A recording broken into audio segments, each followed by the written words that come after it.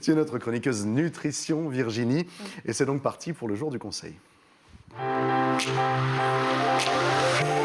Et dans cette chronique nutrition, tu nous parles des nutritions. Oui, on parle souvent de l'alimentation avec le trop, et moi aussi je vous en parle souvent avec le trop, le trop.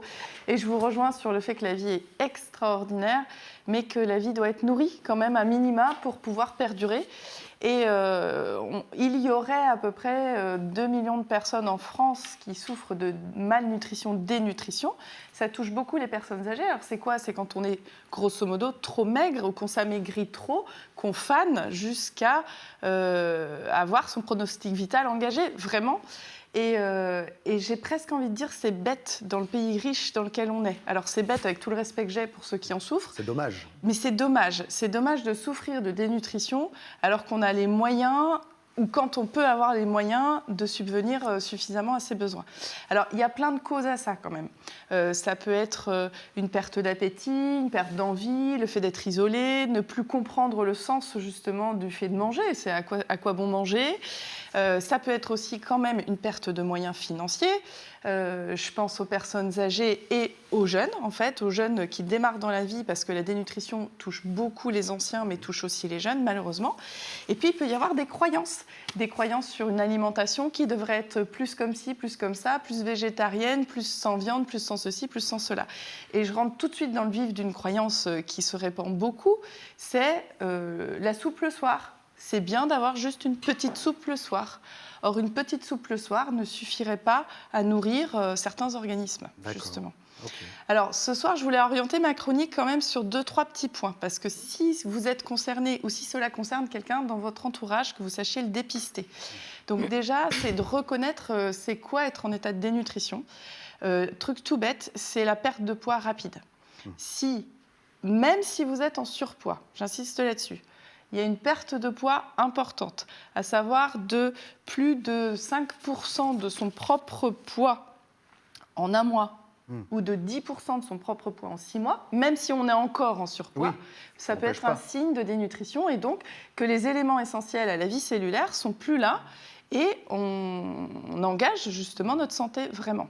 D'accord. Donc ça, c'est un premier signe. Donc surveillez quand même un minimum votre poids. Ou si vous voyez, alors ça, c'est un point important, j'y tiens beaucoup. Des fois, on voit quelqu'un, on lui dit « Oh, dis donc, t'as maigri, t'as bonne mine, super, c'est chouette, ça te va bien. » Pas toujours super. Est-ce que c'est vraiment super ? Est-ce que derrière, il n'y a pas un problème de santé ? Une déprime ou des choses comme ça. Une déprime, un état déprimé, c'est important. Donc c'est quand même à surveiller. Quand on maigrit, on est dans une société où c'est hyper valorisé, mais c'est pas sûr que ce soit sain. Ensuite, il y a quand même le calcul, pour ceux qui maigrissent pas tant que ça, mais qui sont en sous-poids, de l'IMC, donc le rapport poids-taille. Et c'est vrai qu'en dessous 19, 18,5 selon son âge, ça peut être inquiétant. Donc il vaut mieux être un petit peu au-dessus qu'en dessous quand même. Et puis, il y a peut-être 2-3 points clés à surveiller, et notamment quand on vieillit. Donc surveillez bien votre dentition.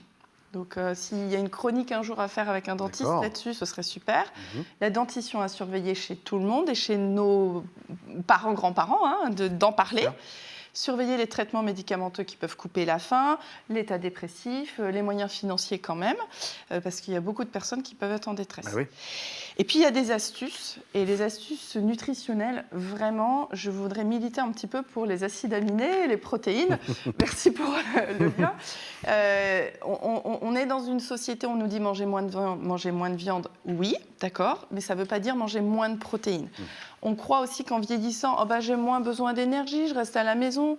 On ne confondra pas l'énergie qu'on brûle, le carburant, et les protéines. Les protéines, en nutrition, sont des éléments bâtisseurs. Jusqu'à notre dernier souffle, on se régénère. Jusqu'à ce qu'on meure, on se répare. Et notre ADN doit être soigné, réparé. Nos cellules également, donc on a besoin de protéines. En français, ça veut dire continuer à manger des œufs, du fromage, des yaourts, des boîtes de poissons quand on n'a pas trop les sous, justement, et de la viande sous forme cachée, et de la viande mixée s'il le fallait. Mais soyons très exigeants par rapport à ça.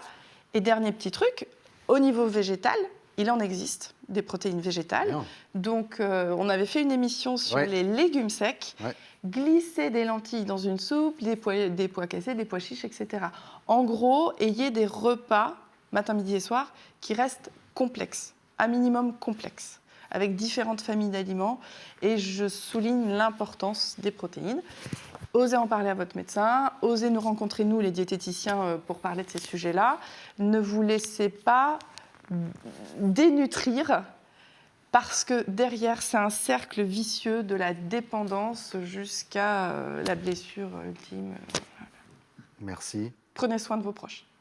C'est dit. Voilà. Prenez soin de vous et prenez cuisinons soin de vos ensemble. proches. Ouais. Et cuisinons ensemble. Alors, il y a plein de leviers, hein, effectivement. Mangez de temps en temps avec vos proches isolés, surtout les étudiants, mangez ensemble. N'oublions pas les retrouvez-vous. personnes isolées. Merci beaucoup, Virginie. Et pour faire appel à tes conseils, rendez-vous sur revivissance.com, comme indiqué au bas de votre écran. Merci beaucoup.